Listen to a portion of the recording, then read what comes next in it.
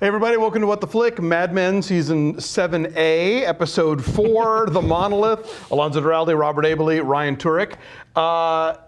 This show was about 2001. This episode, from the title on, we have a computer, we have talk about walking on the moon, we have, humanity going from one stage to the next in a way. You have the discussion of harnessing the powers of God. And even at the end, the carousel, the Holly song references, of course, Don's most famous pitch. But also, you remember one of the first shots in 2001 we get that's set in space is that round space station going in a circle.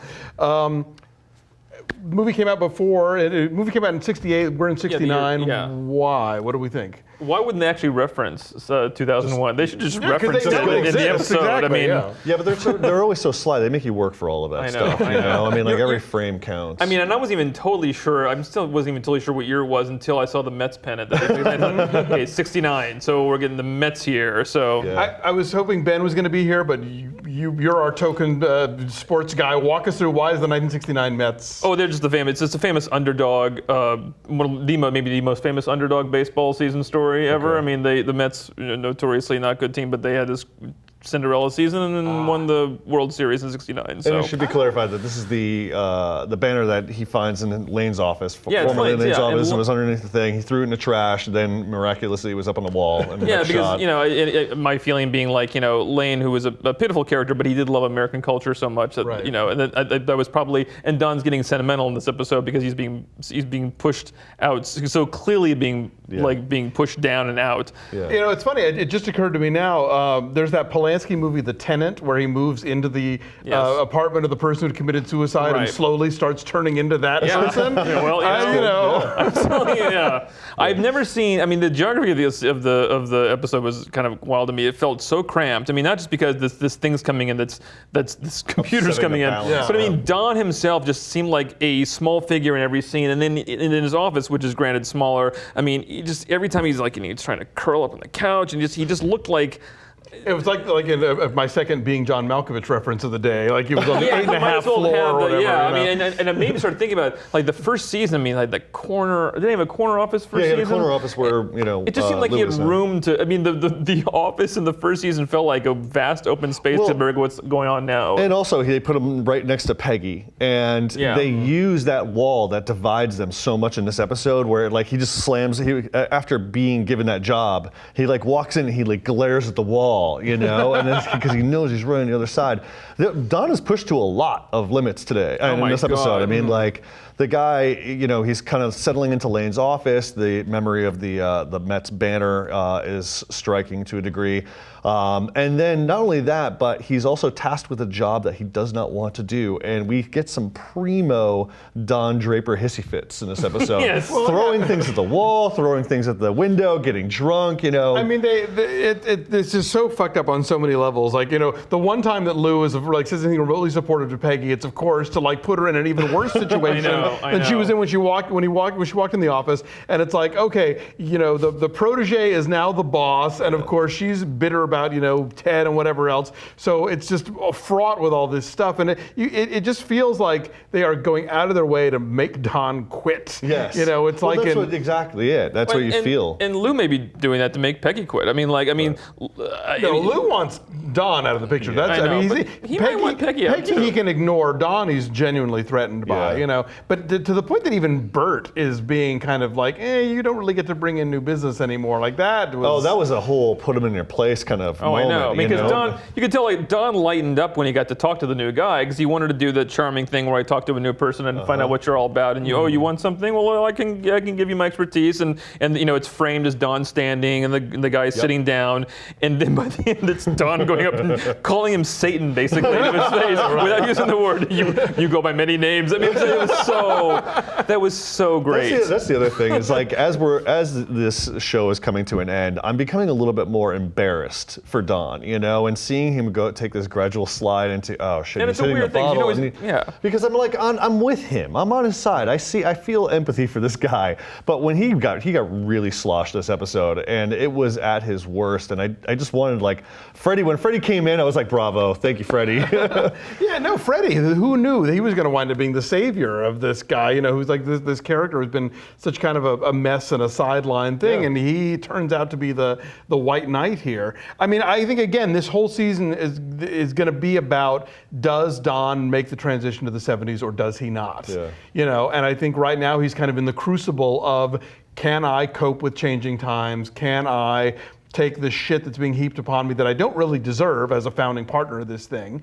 And I wonder if the dramatic credulity of him not taking off and taking a job somewhere else is, they've really got to keep that afloat, because you have to wonder, like, how much is he supposed to, not how much is he supposed to take, but how much are we supposed to believe that they'd be willing to inflict and he'd be willing to take in this situation, given that he, I don't know, like, he fucked up once. He fucked up once, Yeah, but I mean, like, all it takes is one. He could have one magical moment, and then I'm just wondering if the show, what the show is saying overall about, can anybody survive culture changes? I mean, it's getting to the point now where I don't even know if it's about just what Don's going through. I mean, I mean, look at that. I mean, that computer coming in. I mean, everybody lost their minds. It's just, Well, and Harry Crane is a cockroach, so of course he's going to survive into whatever the next phase of, Ted's place and everything is really weird these days, because he just comes in for like these little expository moments, or he makes these calls, and then that's it. He's They out. haven't given him anything yet. They haven't given him anything. Yeah. Roger. Then, Roger had his own kind of like come to Jesus moment about parenting. Literally. Literally. Which goes to show you, when your daughter says, "I forgive you," don't buy that. Yeah. But it was kind of fascinating that that what he's been experimenting with, like, a libertine, like, drugs and sex, Exactly. and he's kind of like, okay, I'll see at the Plaza Hotel. But he's like, okay, I'll see what this is about. I'll do the thing, and I'll whittle or whatever he's doing, and like or peeling potatoes and making jokes about how he used to do that in the army, and then like and okay, I can smoke too. And then when he has to watch his adult daughter get up and go have sex with somebody, he's like, that's it. Yeah. No, carrying her away, sloshing in the mud. But again, I do like the idea that for him to be all get on this high horse about, you have a child you need to be taken care of, that she calls him on. It's like, well, so did you, and look how that turned out. But I guess the mud thing, which was a little on the nose, I mean, like they both get mud on them. I mean, neither of them are going to clearly have been or going to be good parents. No, clearly. But again, she is the product of her upbringing in that case. So Did you think, either of you think, by the way, when Don first showed up and there was nobody there, that it was a dream sequence? Totally. Yes. Yeah. I mean, that phone cooking on the desk, that's weird. Well, honestly, I actually thought that seeing Don go in early, I was like, commendable. I was like, okay, Don's getting it, getting into the office ahead of time. He's like getting on schedule now. He's being a team player. He's being a team player. And then when that phone was off the hook, I was like, uh-oh, is this like some post-apocalyptic dream or something? And then the weird thing is that Roger keeps checking on him, like, oh, you're here? Okay, good. Roger and Don now are starting to feel like they were like the cocks of the walk, in the first couple of seasons, and now they feel like they're the two guys who find each other at the party, and they're so glad they know each other, and they can talk. Otherwise slouching towards irrelevance. Right. I do want to say this episode does give us the best new Don face, and that was when he's sitting on the couch and Peggy's telling him what to do, and he's got this look that I have never seen John Hamm give before, because there are many. I've always wanted to make a shirt, the many looks of Don Draper, and it's all his faces. But he has a new look, and I was like, oh my God, stop that, dude! You are scaring the shit out of me. That was the face of, really? Yeah. Really? Yeah. And then that poor kid who does like, oh, it's good for you. It's good for you. I love that rotating team of all the little ad guys. I love them. Yeah. Who remembers Burger Chef? I was a huge. I actually didn't know if it was real or not. God, so I was a huge fan of of Burger Chef when I was about 6. There was one near my house in East Point, Georgia. Okay. I was 6. What do I know? It was a burger place, and there was Burger Chef and Jeff, who was like the sidekick, and they had toys, and I don't know. But yeah, they were a happening thing, and then they just died. Interesting. So it was a real thing. Like patio soda. It did exist, but I was just thinking the whole Roger commune thing. They called it a cult, and I was like, okay, now we're pulling back in this cult thing, the Manson thing, they're kind of, am I looking too deep into it? That they might be leaning towards. There was a lot of just the time. At that time that was a thing that was going on. They're just trying to acknowledge what the era was like. Yeah. for If people. anyone's getting Mansoned, it's going to be Megan out by the coyotes. Honestly, I want to see Don just move to Hollywood and work in the studio system. Like, I want to see him work in like film marketing or something like that. Yeah, he should you know? basically become like Bob Evans. Yeah, I kind of see him getting into writing crime novels. I don't know why. I see him becoming like a Donald Westlake type, where he just like starts writing like cheap pulpy crime novels. well, he does have like he's got like he's a regular moviegoer. We've seen that over like many seasons. He knows like story. he knows story. He's observant. Yep. I think that would be what I would tell him to do.